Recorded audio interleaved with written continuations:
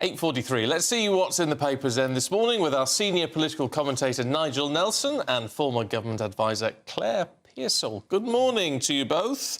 What's the Star got, Claire?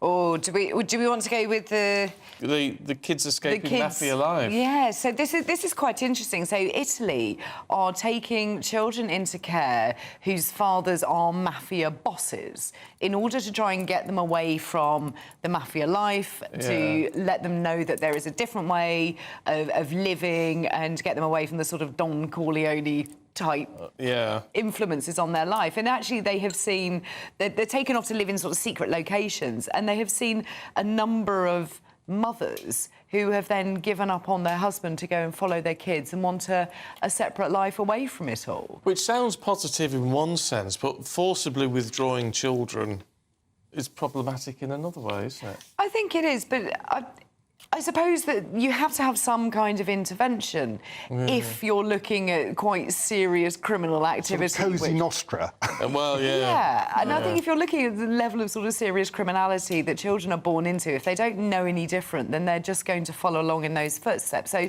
to take them out of that and say, there is another way you can live your life, you can do these things, it's not a bad experiment to do. Especially with the mothers away as well. Yeah. I mean, that's the other thing that seems to be... I mean, that's the most positive thing, because you're then breaking up the families a bit. But it seems like they're taking the children without the mother, and then the mother's joining later. That's what it sounds like, yes. Yeah. I don't know, I can see the sense in it, but it also leaves me a little bit uncomfortable. I'm not sure the sort of practicalities of it. This was 150 children, so it's a small sort of look into it, and 30 mothers out of these 150. It's one gang, isn't it? Yeah. Yeah, it's one way of looking at it. Yeah. Nigel, what do you think of baby Banksy? Well, this is extraordinary. This is from the National Records Office of Scotland, who've gone through all the baby names that are coming up. So Banksy is one of them. Alloy, Demon... Alloy? Jihad makes an appearance too. Oh, how can you call a baby Jihad or Demon? Well, because there are bans on some words. I mean, what's going to happen when they go to school, for a start? But Jihad would be a bit of a problem if you were shouting after him, Jihad, Jihad. You get arrested for doing something like that. The boys' names that come up, which you also wouldn't want to have at school, one simply Boy. No, that can't be legal. Why wouldn't it be legal? Well, it's cruel. I think it's horrible. But I mean, they can stop you from having... You can't call a child Satan, can you, for example? That's not legal. Well, in which case, then, you'll be OK with demigod, which is another name for one of the... for boy children. Demigod Dixon. It's got a certain ring about it, hasn't it?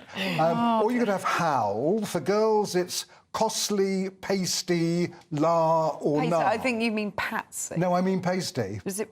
Yeah, it wasn't Pasty. It was Pasty. Oh, as in pasty? As in pasty. I think it was Pasty. Pasty or As in pale. Who knows? Oh, see, that's... Neither that are good. strikes me as cruel to children. It is cruel. Yeah. There should be rules against this. But on the plus side, that there are, with the recent films that have come out, that Cillian Murphy from Oppenheimer... That's Cillian Murphy. Well, we tested this. Cillian. We've got Cillian. Cillian is Irish. When we put it through the Google... I'm telling you. Oh. It's a hard K, it's Cillian. OK. Never trust Google. Cillian Murphy. Cillian Murphy. And Margot, after Margot Robbie or Barbie. Oh. I do like the name Margot. Yeah, Margot's a nice name. One of my grandchildren's called Margot. Oh, yes, but come all on. the old names coming we're back. not thinking Margot Robbie, are we? We're thinking Margot from... I'm thinking Margot. Good Life. Margaret Ledbetter. Margot Ledbetter. Yeah, it absolutely is. Isn't it? But I had a rule. Yeah, I'm with Margot When Robbie. naming my child, I did have a rule. It was the playground to Prime Minister test. That's a very good one. Can I yell it across a playground, and can he stand at the dispatch box? Yes, not if you're called demigod. There's another one. I've heard a third one on that list. Tom Harwood taught me it. I'll have to ask him. What's that? It's playground, Prime Minister, and then there's a third one that he said. So you've heard a third one, but you don't know what it is. No, but I'm going to talk to Tom Harwood and I'll get back to you. Text him And we'll add that to our checklist. Now, we've got to get to this one because I'm just intrigued. Someone went to extreme lengths, according to the Star, to retrieve an earring from what? From an emu's pile of poop. Ew. Oh. So a lady had to search through a wheelbarrow of poo for a silver earring because apparently she was ambushed by the large bird called Char-Char. It's an animal sanctuary in Malmesbury in Wiltshire. So she had to then search through look at the for this state earring. of it there. Oh, I would have left it there. She couldn't find it. She went through the entire wheelbarrow of poo, didn't find it, but did find it on the ground a couple of days later. No! But did she work there then? She must have worked there. She can't have kept going back. Well, I assume so.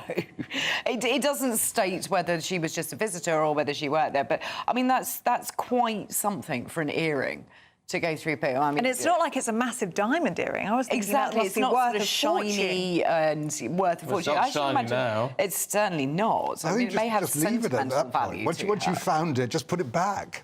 Yeah. Well, I don't want to put that back in your ear. Well, But not exactly. it was just more the case that she'd been ambushed by an emu, which Called just made me Char-Char. laugh. Yeah. Big bird Char-Char was my favourite. Well done to her. She's determined.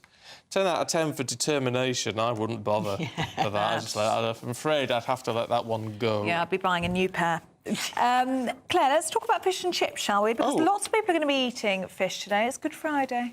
It is, yeah, Fish on Friday, which is the usual for Good Friday. But apparently by eating fish, eat more than one portion of fish a week is good for your health. And I think we all know that, and people don't eat quite enough fish. It's not fish and chips. This is things like mackerel or tuna, salmon, shellfish. And diets rich in these sources of protein tend to make you a lot more healthy. So if you batter it and deep fry it, doesn't count. I'm going to say that I'm not sure sure you the actually have the chippies. chips along with it, which is going to be terribly healthy. But very tasty. Or the fried batter. Those things seem to sort of... But again, very, very tasty. So you can't beat some fish and chips. So boiled fish is the answer if we all want to save the NHS money. Yeah, and oily fish. Oily fish is really good it's for you. oily fish, and that's fine. Fish is quite expensive. Also, a lot of people don't particularly like it. I like fish. I eat fish quite a lot, prawns, things like that. But my son won't touch them. Yeah. Doesn't like the look of them. Doesn't like the texture of them. No. It is one of those things, but it can do some real good for your health if you look at Mediterranean diets and things like that, which is high in fish, especially those oily fishes. Then it's going to... I'm not convinced that it's going to save the NHS up to £600 million a year. I think that that's quite a tall order. Might be a bit more than just... See, I'm vegetarian, fish. but I wouldn't eat fish even if I was a meat eater. Really? Would you not? No. Don't like it? Just the smell of it really turns me... Yeah, but then sometimes they're not smelly. But my dad is the same. So my mum and my brother love seafood. My dad will not, just can't touch it. So I've inherited that from him. I just can't. Oh, I adore fish. Smell Me of too, it. yeah. Yeah. Oh, But my Nothing mum was the beats good same. She seafood. didn't like the smell and wouldn't touch it. Yeah. She'd maybe have some cod every now and again, but that was it. Just the smell of it turned her off. You're thinking like kippers or something. No, I'm not. No, any fishy, remotely fishy smell. What, even just a lovely little white fish? Even when I had once a bit of seaweed and that, even the seaweed, just that sea smell is Salty just, sea smell.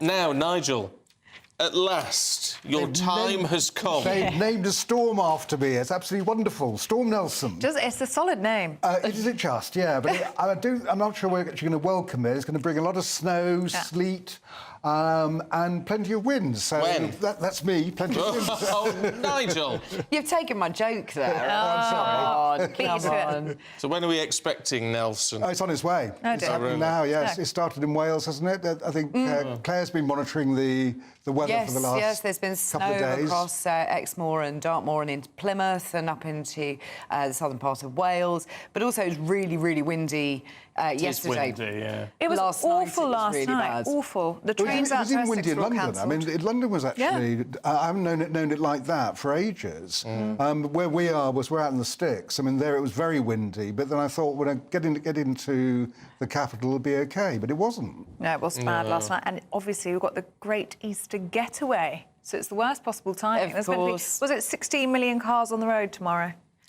Yeah, and I think people start today as well, don't they? They do. By getting off, today. so you've got all the roads are going to be patched. A lot of the train services have closed down. Many are for already engineering cancelled. Well, they works. always do, I don't mean, they? you know, it's the total gridlock of everybody getting away. Yeah.